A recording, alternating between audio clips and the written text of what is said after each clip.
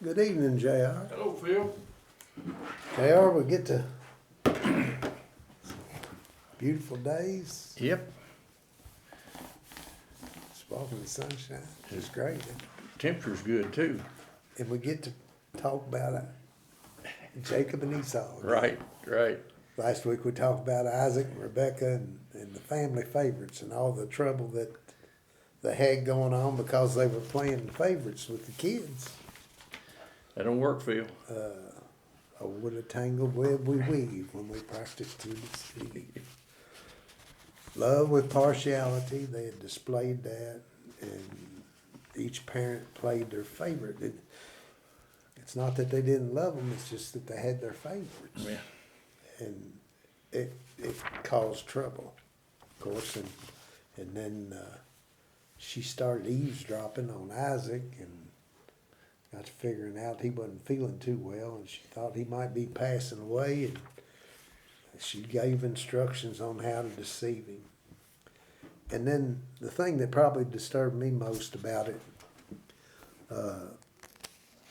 they acted like if they fooled him, well, God wouldn't know about Yeah, I it. wouldn't care or wouldn't know, yeah. They really deceived themselves because we know that God is all-knowing. And so that is what happened. And of course, when we left it, Esau was on the run, or Jacob was on the run, trying to find him a wife with some kinfolks. So here we are today. We don't always get our own way in a relationship, do we? Yeah, no. Some people that believe they get the short end of the stick in a relationship. They develop ill feelings towards others, and relationships get damaged when both parties aren't looking out for each other. And that's pretty much what we had here with Jacob and Esau. It's a prime example. But they also, later on in these verses we'll look at tonight, they offer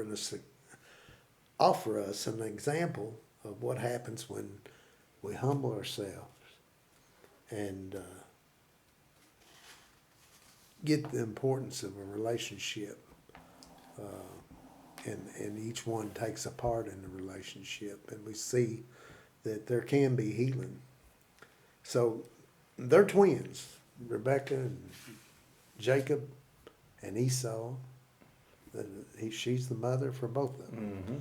That's not always the way in the Old Testament or in that culture, but they're twins. They were twins, yeah, they were born at the same time, yeah.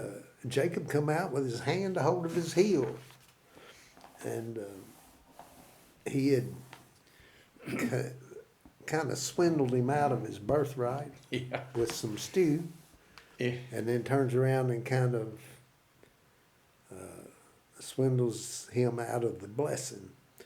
These things carried a double portion of the inheritance, so Yeah. it wasn't without penalty to himself that Esau made these deals. Of course, the second one he didn't have nothing to do with. Yeah. But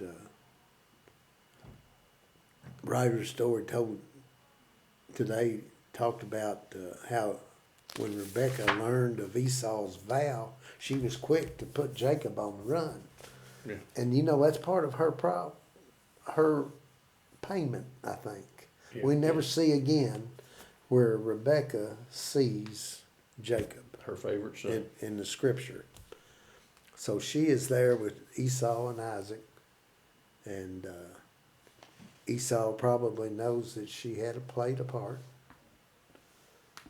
And if nothing else, the gloves that she'd made out of the goat hair and Right. sewed up for him, he had to know that she was somehow involved. So, and Jacob, he left, and he runs into trouble with an uncle Yeah. who, when he made a bargain for the wife, he slipped another wife in there on him.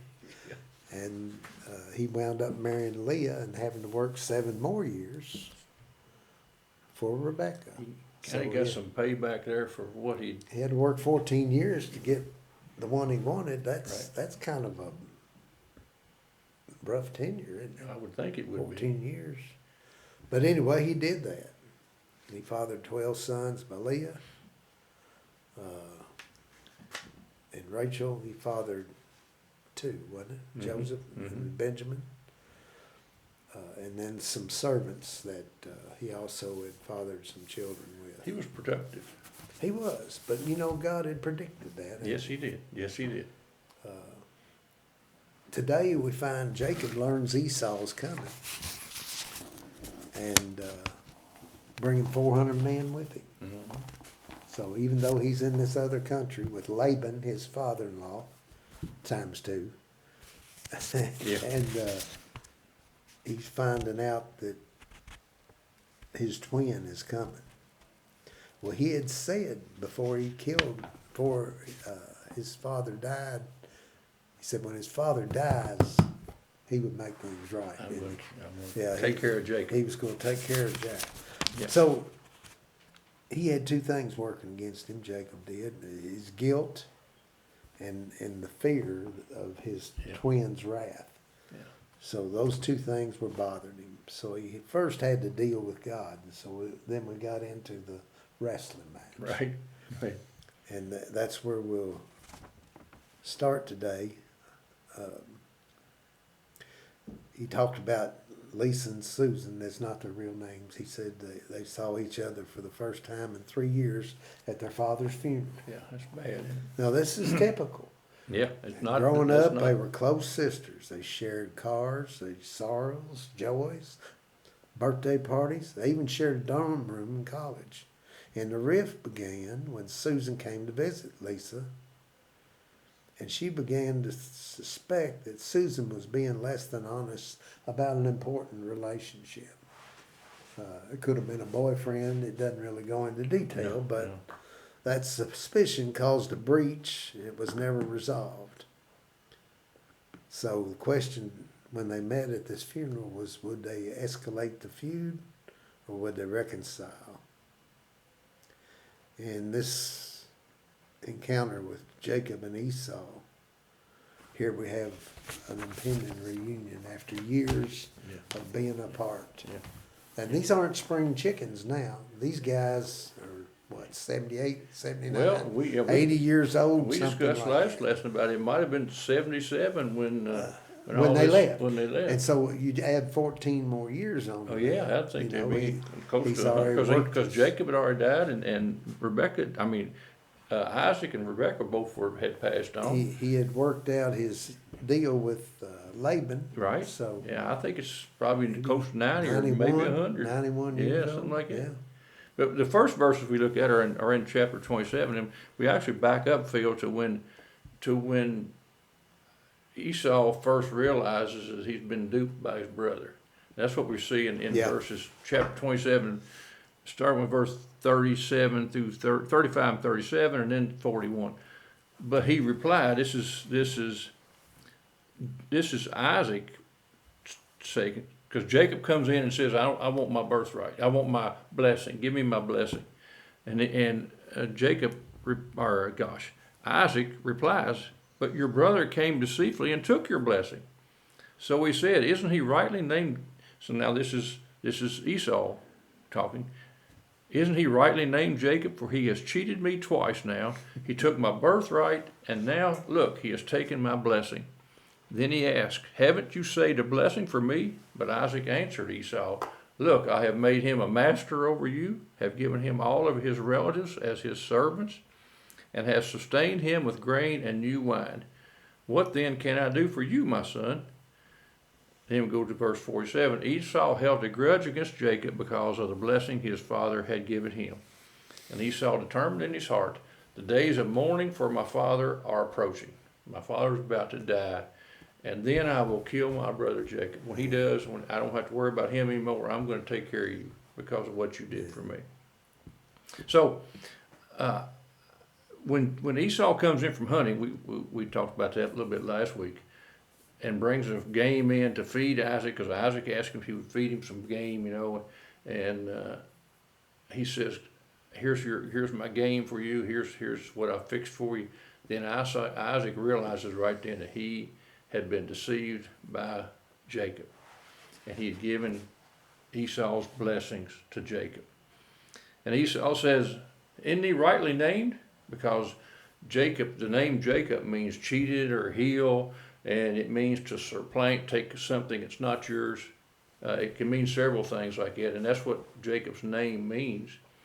So Esau said, "He's rightly named because he's now duped me or cheated me twice." But Esau, as you talked about, failed to mention that the first, when he lost his birthright to Jacob, Esau did. There was nobody but Esau doing that. He came in from hunting, came in from the field working or whatever, and he was famished. He said he was starving to death. And Jacob had this big bowl of, calls it lentil soup. And he said, "I've got to have some. I'm about to die. I'm going to die if you don't feed me." And Jacob said, "Give me your birthright and I'll feed you some soup." Yeah. And I don't know if Esau didn't realize what he was saying. I think he did. Or if he thought, well, that'll never happen. I think he was thinking, well, if I die, I'm not going to get any birthright Well, anyway, so I maybe- just well be maybe eating it would. stew. But you've had your grandkids come in and say, "I'm starving to death," Oh, yeah. and you know they're not going to die. And I doubt if Esau was on his deathbed Don't at think that so. time, but he agreed to it, and so that wasn't Esau. That wasn't Jacob tricking Esau. That was Esau himself tricking himself. But that was the first thing he did, and then now the blessing and I don't know if I realized, Phil, that the blessing and the birthright were not exactly the same thing, but yet they were tied together. Yeah. The birthright was always went to the oldest son. But the blessing could probably go to somebody else, but usually it went to the oldest son also. And the birthright was, as you said, a double portion of the inheritance. He got twice as much as anybody else. The blessing was a blessing of, it talks about it being prosperity, success, longevity, and fruitfulness. Yeah. And that's kind of what Isaac said to Jacob when he was blessing him, thinking he was Esau. And so then Esau says, "But don't you have a blessing for me?" He almost crying probably. "Don't you have a blessing you can give? Don't you have something you can give me?" And the only thing Isaac could say was, I've already blessed him, I've already made him your master, made him master over you. And the things that he gave Esau in his blessing was mastery over Esau. He gave him all of his relatives as servants. I wrote down slaves, but the Bible talks about being servants. He sustained him, he blessed him with grain and new wine. He gave him a blessing of having a lifetime of having plenty to eat, plenty to drink. And he said, "I've already done all that. There's nothing else I can give you." But Esau insisted that he do something for him. So we didn't read this, but Isaac did bless Esau, but it was a negative blessing.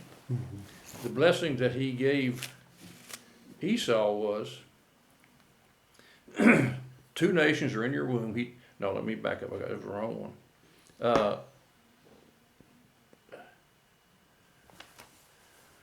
I missed it. Okay. He said everything was the opposite. You're going to have to work hard for your food and your subsistence. You're going to be subservient to your older brother. Yeah. And when he said those things, if you think back to when Rebecca first found out she was pregnant, because she didn't get pregnant for several years, and when she finally got pregnant, the Lord came to her and told her, "Yes, you're pregnant and you have twins." And he said to her, "You have two nations in your womb. One people is going to serve the other people. There's going to be two separate peoples from those twins. One group will be stronger than the other, and the older son will serve the younger." So exactly what God told Rebecca was going to happen when she first became pregnant is exactly what happened in this situation.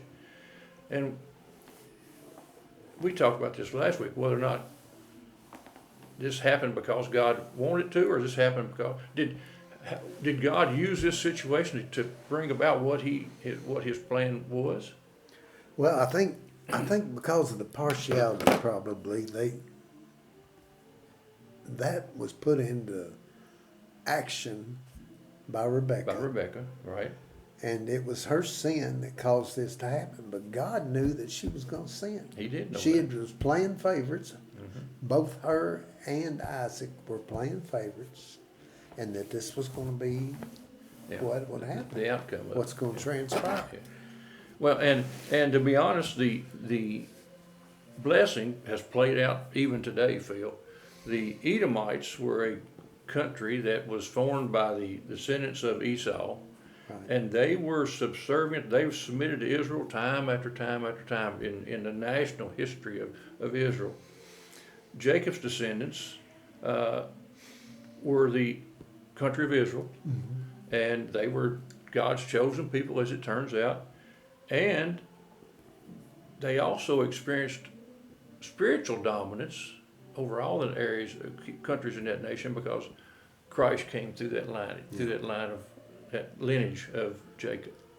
So everything that God said here, and Jacob and Isaac said, played out in real life. And it says in it, Esau held a grudge. Well, would you hold a grudge? You sure you would hold a grudge? He held a grudge because of the blessings that Jacob received from Isaac, and he determined in his heart to kill Jacob after his dad died. Is it okay to hate in an instance like that? Phil, we see all the time first off, we see all the time that people do hate and they take revenge out on somebody. But you also see example after example of Christians, of people who believe, and they forgive the folks that have harmed them in unbelievable ways. Yeah. We haven't faced that. We don't know what we would do. We would hope that we would be in the latter category, but we see it all the time of people forgiving people who harmed their families or taken everything they have from them, but yet they still say, we forgive you for what you've done. And that's what we're supposed to do as believers, as Christians. And but we also see it the other way, when they take revenge on those folks. So now we're going to see that displaying humility is necessary for rebuilding relationships. Now you talked a while ago about Jacob being gone. Jacob left when he found out that Esau was after him. He left and went under the guise of going to find a wife, and that's what God wanted to do. He was running scared. He was running scared. Sure was. And also he looking didn't for say he was looking for a wife. He's looking for anybody. That's right. Put him up. Yeah.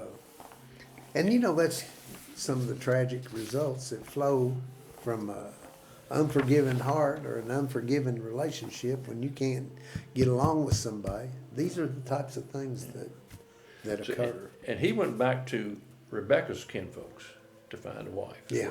To hide. Yeah. With Laban, his uncle, and also, as it turns out, he married 2 women while he was there, and he's now on the way back in these next verses. Let's look at the scripture here, 33, 1-4. Now Jacob looked up and saw Esau coming toward him with 400 men. Yeah. So he divided the children among Leah, Rachel, and the 2 slave women.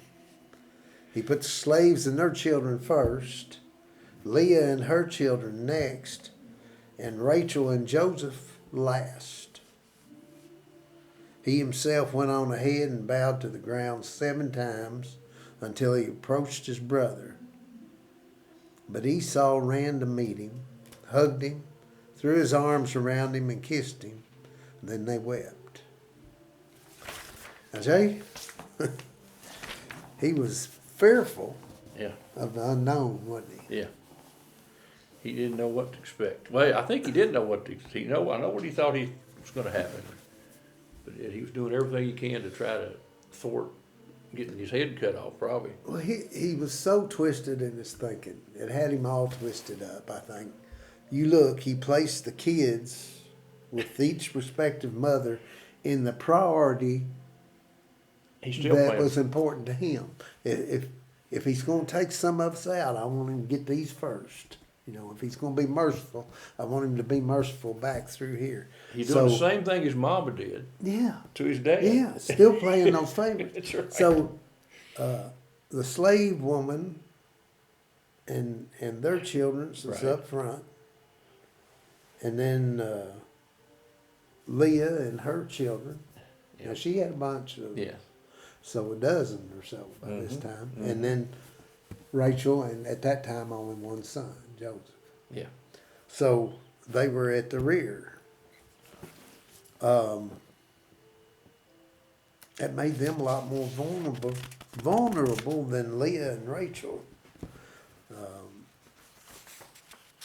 But he had a special love for Rachel out of Yeah. all of his wives. I mean, that's something that happens in that culture, and I don't know how they do it, but you know, it would have to be trouble.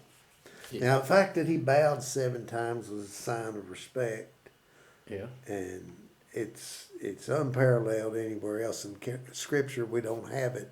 Somebody bowing 7 times, Yeah. it being a perfect number, and him seeing him bow down 7 times coming toward him, and as they come together to meet,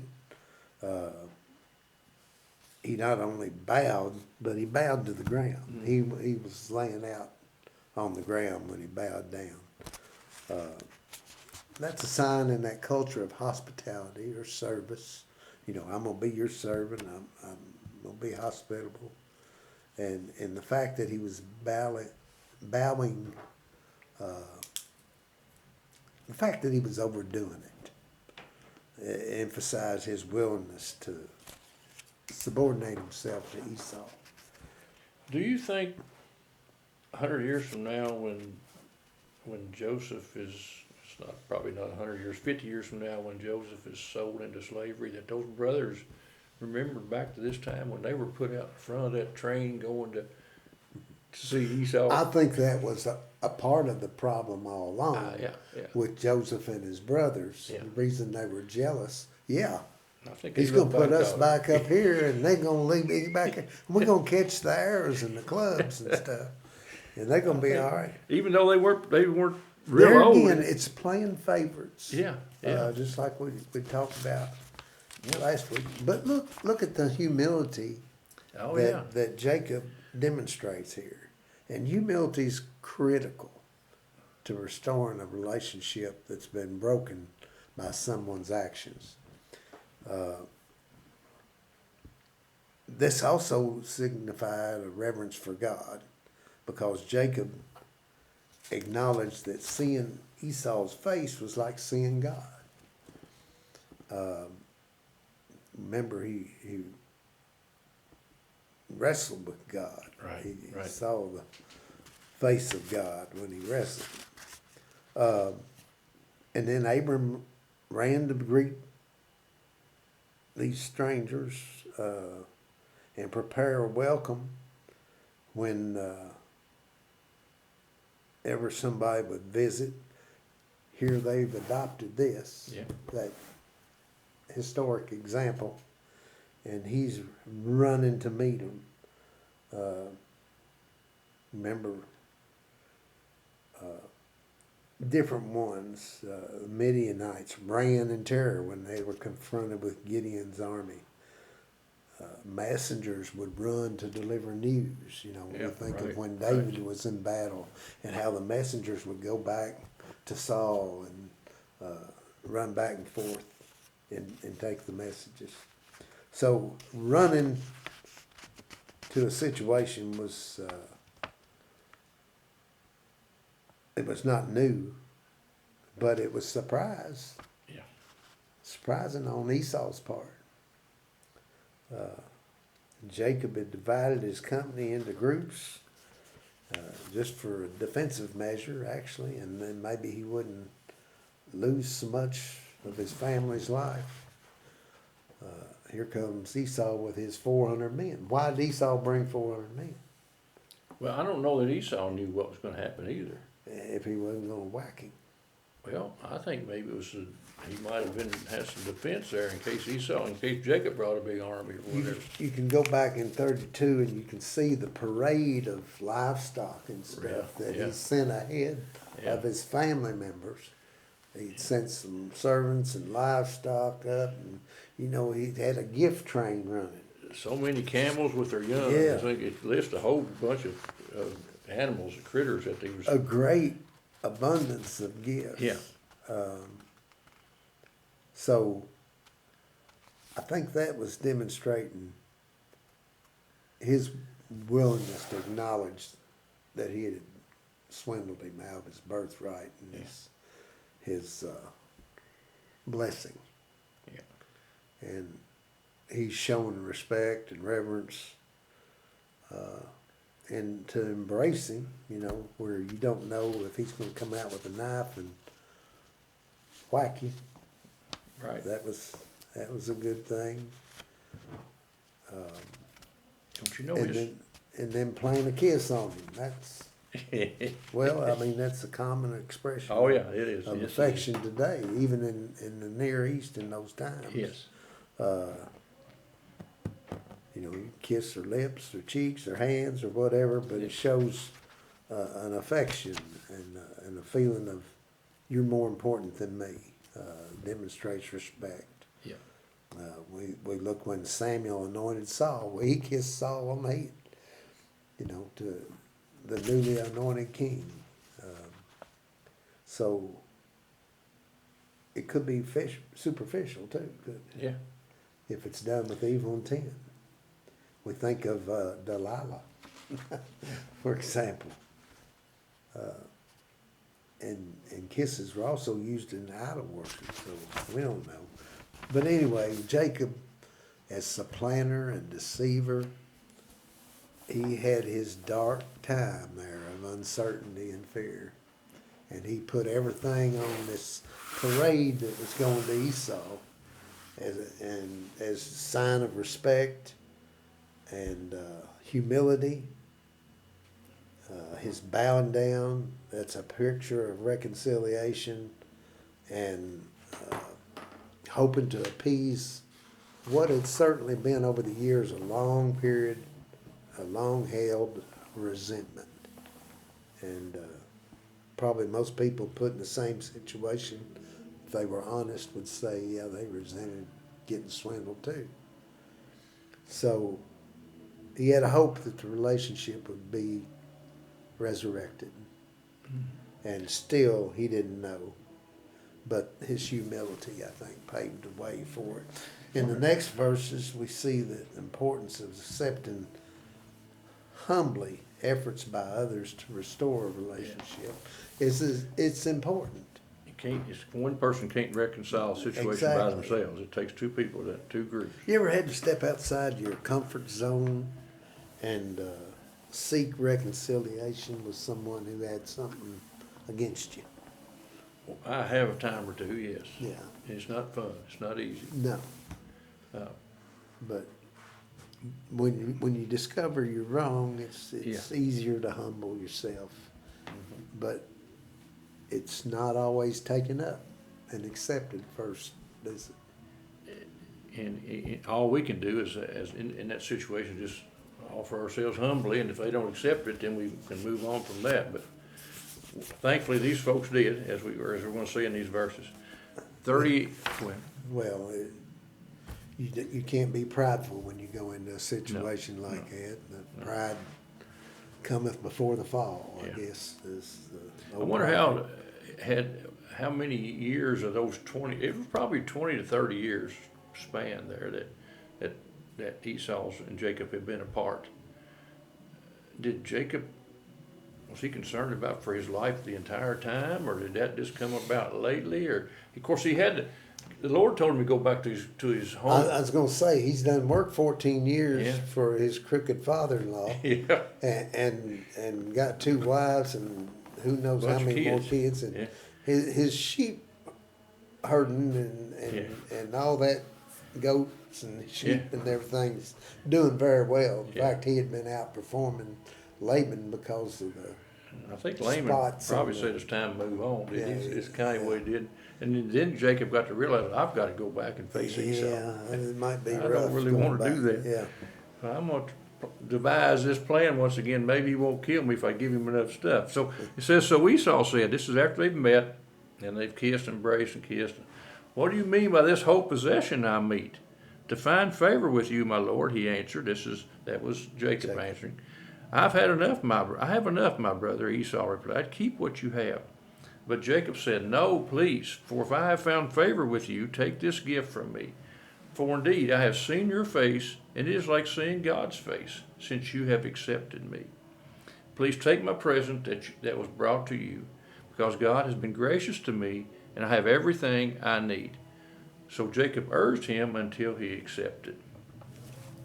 Esau said, what in the world are you doing? Why are you bringing all this stuff? Of course, we know that through other verses that God had also blessed Esau. He had lots right. of land and property and animals and so forth. He said, why have you brought all these things to me? We know that, as you talked about, 3 different groups of animals and family members were in front of Jacob when Esau first ran into him. Esau might have been saying, what in the world, why is he bringing all this? Does he think I'm poor, or what's he trying to do here? But Jacob says to find favor, it means to be gracious or have compassion is what he was saying. Jacob realized that he didn't have any reason to expect a gracious treatment from Esau for what he'd done to him. Just like us, Phil, we can't expect anything from God for what he did for us. We can say we'll give him this and that, but no, we can't ever repay God for what he did for us. And Jacob realized that he couldn't make any gift. The gift wasn't big enough for what he had done to Esau, but he was hoping that Esau would forgive him partly because of what he was giving him. And Jacob said, I'm bringing it to find favor with you, my Lord. He uses the word Lord again like he did before. Same thing as he talked about before. And then Esau called Jacob his brother. Esau says, my brother. He didn't identify Jacob as my Lord, but he identified him as his brother. Esau didn't exhibit a hostile spirit. He accepted Jacob in spite of what Jacob had done. Esau's attitude may have made Jacob's past evil seem more deceitful. If Esau had ridden up on his horse and said, or on his camel, whatever he was on, or walked up and said, I remember all those things you did to me, but Esau didn't mention any of that, did he? He didn't bring that part up at all. And that might have made Jacob feel a little bit smaller than what he did already, because Esau had totally forgiven him, forgot about what he'd done, and welcomed him back with open arms. And that would have a tendency to make us feel worse than what we did, because of the way he had accepted him. Jacob said, keep this gift because I have seen your face, and when I saw your face, and I'm seeing it now, it's like seeing God's face, looking at the face of God. Jacob had felt God's forgiveness, I think, years before. And now he was seeing it fulfilled again with Esau and his reactions to what Jacob was doing. And isn't that like us too? When we feel God's forgiveness, we know we don't deserve it, but yet he does it for us. And that's what Esau did here with Jacob. The writer kind of wraps it up like this. Jacob's gifts surprised Esau, and he felt inclined to resist the offering. But Jacob made this interesting statement, I have seen your face, and it's like seeing God's face. When we reconcile, we just don't see the face of the one with whom we choose to reconcile. We get a glimpse of God's face also. And the forgiveness God gives us, we need to give other people. Out of his respect for Jacob's generosity, Esau accepted the gift, and they both were saved. Their relationship, their reconciliation occurred because of the relationship, and it was no longer a win-lose, one of them winning, one of them losing. Yeah. They were reconciled, and when the reconciliation occurred, everybody won. Yeah. Their families could be reunited. They lived not together, but they lived in close proximity the rest of their lives, and that's what we should try to do. How does pride hinder reconciliation? Oh, it's what causes most of the issues to start with is the pride. Yeah. We don't want to humble ourselves and say, why am I going to do anything for that guy? Well, I don't owe him anything. Yeah. You know, we're quick to think about when we look at ourselves. We're quick to think about others and what they've done, Yeah. but we don't look as harshly at ourselves as we probably should.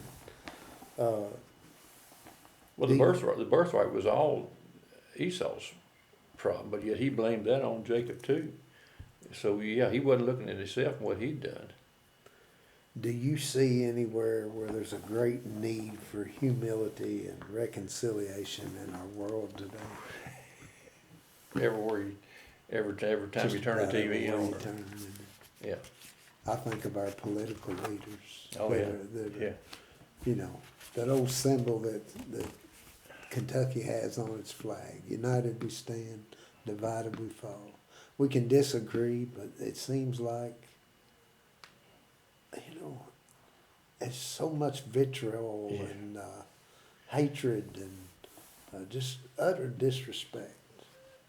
What are the young people that are 20 to 30 years old or 15 to 25 years old and seeing all this happen in politics? They're going to think that's normal, won't they? Sure. And it appears to me that they would, and Yeah, that's at least gonna, the last 16 years. Yeah. It's been that way. it's going to get worse if that's the case. Well, I don't know it can get any worse. I mean, here Well, let's look at it. You've got one that's been drubbed out because he's deemed too old and not Right. with it. And then you've got another one that's been shot at yeah. and being set up to be shot at again. Mm-hmm. So there's a lot of blame on both sides. Mm-hmm. And unless they come together at some point, we'll be looking at one of them horse-drawn coffins going down 1600 Pennsylvania Avenue. Yeah. That's just what's going to happen. Yeah. Yeah. And, you know, it's just a lot of hatred. Yep. Different things going on. And it happens in our families too. So what actions do we take in response to today's study, Jay? If we know family members that have been in a tiff with one another, Mm-hmm. we should encourage them to reach out to whoever it is that they're in a tussle with and see if they can't work it out. And we ought to be a part of it or offer to be a part of it if we can help them with the reconciliation. And that doesn't mean you going in and taking sides. In fact, it means just the opposite. Mm-hmm. It means you go in and just remain neutral and hope that they can work things out. But we do have an obligation to pray for each family member that we have that's in a split like that. Mm-hmm. And we can do that. And, you know, as well as with our close friends, if we find that they're in relationships like that, we need to pray for them and see if they can't get things straightened up. And if you have one in your own life, take steps to reconcile it. Don't wait. Yep. You know, we never know when that heaven's gate's going to swing open. We're going to have to walk past St. Peter. Mm-hmm. What's going to happen? What do you appreciate about both Jacob and Esau in this meeting? Well, they put aside their differences. They put aside their grievances against each other. It was never mentioned what had happened. That's what I like about it. It was almost like nothing had ever happened. I think Jacob realized he's wrong. I think and, so. And he took steps to make the situation right. He humbled himself and sent all these gifts. And Esau, he could have said, I got 400 men here. Line up. Where do you want your body to Yeah, fall? that's right. Or dig your own grave or whatever, because he had the manpower there Yep. to take care of him. But he was certainly merciful and showed that by accepting both his brother and the gifts that he gave. And that's part of the culture over there. Man, that favoritism, it comes back in this too. As we take our time and, putting others before ourselves, our own wishes, not showing favorites between our male children or female children, or a pretty one or an ugly one. Our children and our spouse. You know, Sometimes that's the issue. Being able to appreciate everybody, and also just act with humility in our relationships. Yep. That'll go a long, long way, won't it? What we got next week? Joseph. And his brothers. We're gonna move on to the next Woo, generation. another set of brothers. These- that we're these- gonna have. These 12 or so men that were traveling, sons of Jacob that were traveling with him, they're So, gonna get into it. yeah, We'll see how that turns out. yeah. Hope you can join us next week. We've enjoyed tonight's study. Hope you Happy be- trick or treating tomorrow night. Yeah, hope you can be with us. Good night.